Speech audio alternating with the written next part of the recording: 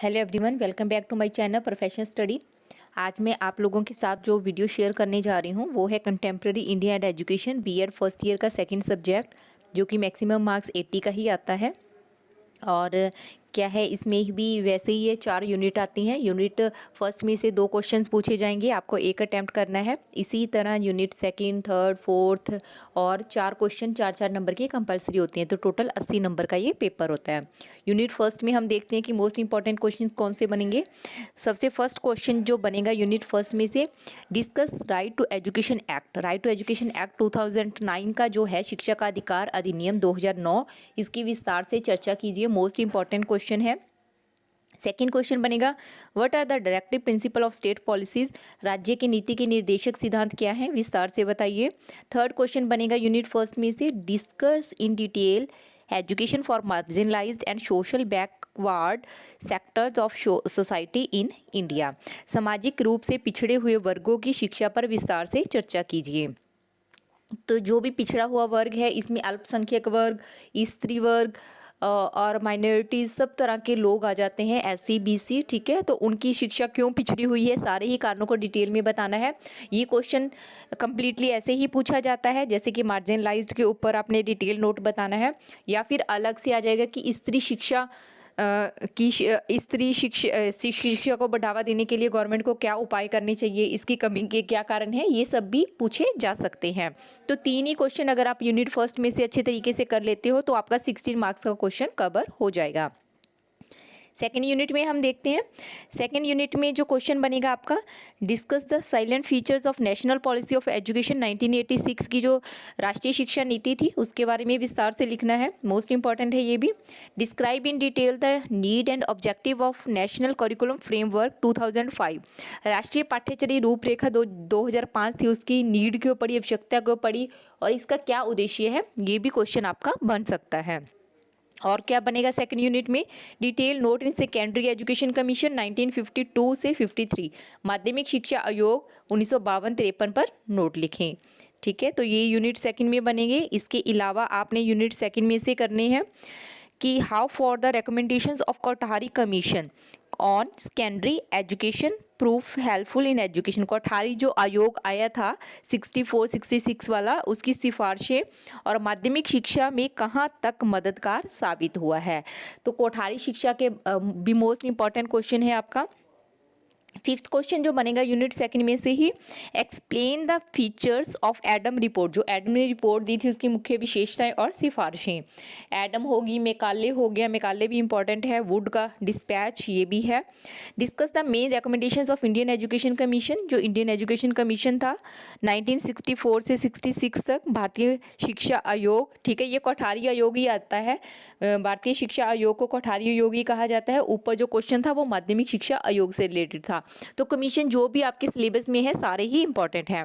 Unit third में हम देखते हैं, describe meaning, need and importance of vocationalisation education. शिक्षा के व्यावसायीकरण का अर्थ, उसकी नीड क्या है और उसकी इंपॉर्टेंस के बारे में बताना है।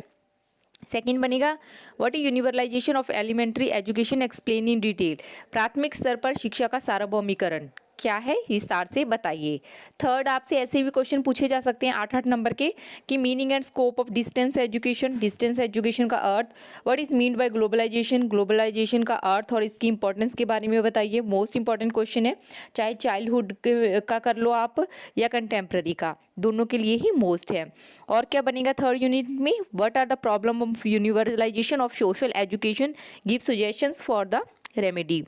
विश्वविद्यालय शिक्षा के सार्वभौमिकरण की समस्याएं क्या हैं, विद्यालय शिक्षा का जो यूनिवर्सलाइजेशन है उसकी प्रॉब्लम्स क्या है, तो इन्हें दूर करने के सुझाव देने हैं।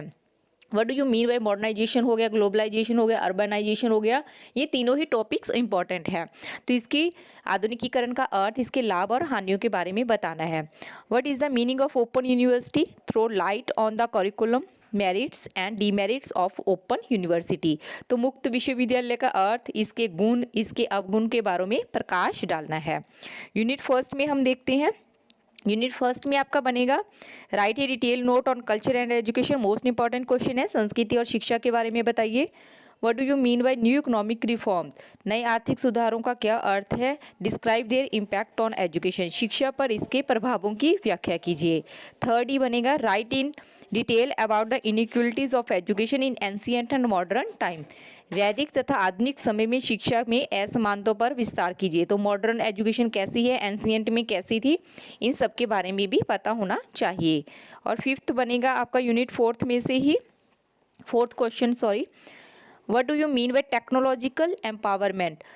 जो तकनीकी सशक्तिकरण है इसका अर्थ क्या है, इसकी इंपॉर्टेंस क्या है वर्तमान समय में, ये सारी चीज़ें पता होनी चाहिए आपको। फिफ्थ बनेगा, ये कोटेशन रूप में भी आ सकता है क्वेश्चन आपका, कि culture is a continuity inspirations and progressive. Describe its features of Indian culture and discuss the relationship between education and culture. संस्कृति एक निरंतर आदर्शवादी और प्रगतिशील है। भारतीय संस्कृति की मुख्य विशेषताओं पर चर्चा कीजिए तथा इसके शिक्षा के बारे में, इसके संबंधों के बारे में लिखिए। कोटेशन के रूप में भी आ सकता है, पूछा वही गया है कल्चर एजुकेशन के बारे में। जैसे फिर सिक्स क्वेश्चन है, the sole make of the history is the teacher. Manu observer a teacher